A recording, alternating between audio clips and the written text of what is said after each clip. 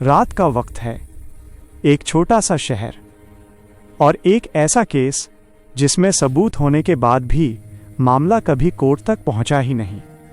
आज की फाइल सिर्फ एक कत्ल की कहानी नहीं है, ये कहानी है सिस्टम के बीच खो गए सच की। वह काली रात, साल 2001।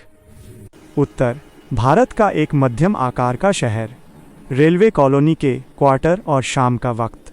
लोग ड्यूटी से लौट रहे थे, बच्चे मैदान में खेल रहे थे। क्वार्टर नंबर D12 बाहर से बिल्कुल सामान्य, लेकिन अंदर कुछ ऐसा था जो अगले दिन पूरे शहर को हिला देने वाला था। खौफनाक मंजर। सुबह के 6:40 बजे थे। पड़ोसी ने देखा कि घर का दरवाज़ा आधा खुला हुआ था। अजीब बात यह थी कि रात को दरवाज़ा बंद था। पड़ोसी ने आवाज़ लगाई पर कोई जवाब नहीं मिला। जैसे ही वो अंदर गया, उसके कदम वहीं थम गए।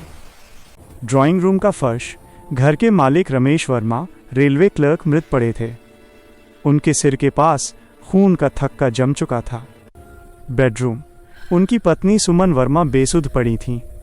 देखने में ऐसा लग रहा था मानो सो रही हों, लेकिन उनकी गर्दन पर गला घोंटने के गहरे निशान थे। पुलिस की लापरवाही या साजिश? पुलिस को सुबह 7:15 बजे सूचना दी गई। थाना सिर्फ 10 मिनट की दूरी पर था, लेकिन पुलिस 45 मिनट बाद पहुंची। तब तक घर के बाहर भारी भीड़ जमा हो चुकी थी। पुलिस का शुरुआती बयान था, ये चोरी की कोशिश के दौरान हुई हत्या लगती है, लेकिन अजीब बात यह थी कि घर से कोई कीमती सामान गायब नहीं था। ऑन कैश न जेवर। गायब थी तो सिर्फ एक चीज़, रमेश वर्मा की पर्सनल डायरी। पोस्टमार्टम की कड़वी सच्चाई। रिपोर्ट ने कई सवाल खड़े किए। 1.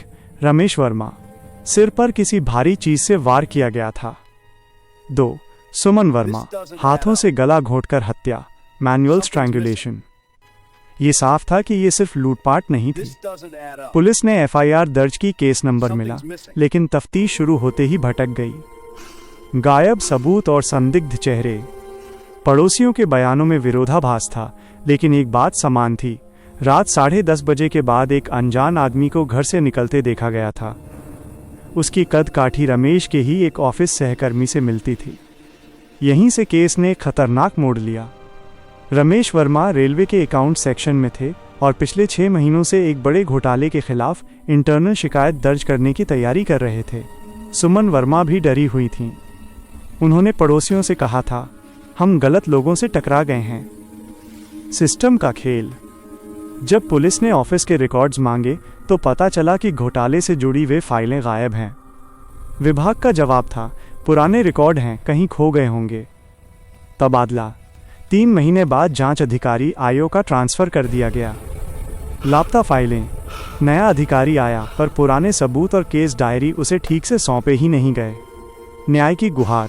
सुमन के माता पिता हाई कोर्ट तक गए, सिर्फ एक मांग लेकर कि केस की चार्जशीट कोर्ट में पेश की जाए, लेकिन पुलिस ने कभी फाइनल रिपोर्ट फाइल ही नहीं की। आज की स्थिति 2026।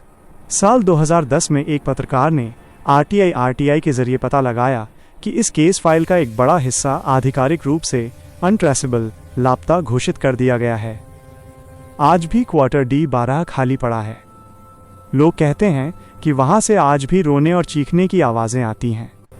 न किसी को सज़ा मिली, न किसी को clean chit. Dead files India पूछता है, जब सबूत, गवाह और मकसद सब सामने हो, फिर भी इंसान को न्याय न मिले तो असली दोषी कौन है? वो कातिल जिसने जान ली या वो सिस्टम जिसने सच का गला घोंट दिया? रमेश वर्मा की वो डायरी आज तक नहीं मिली। उसमें क्या लिखा था और वो कौन था जो नहीं चाहता था कि वो राज बाहर आए? फाइल अभी बंद नहीं हुई है, बस एक पुराने डिब्बे में दबा दी गई है। डेड फाइल्स इंडिया, सच जो दफन कर दिया गया।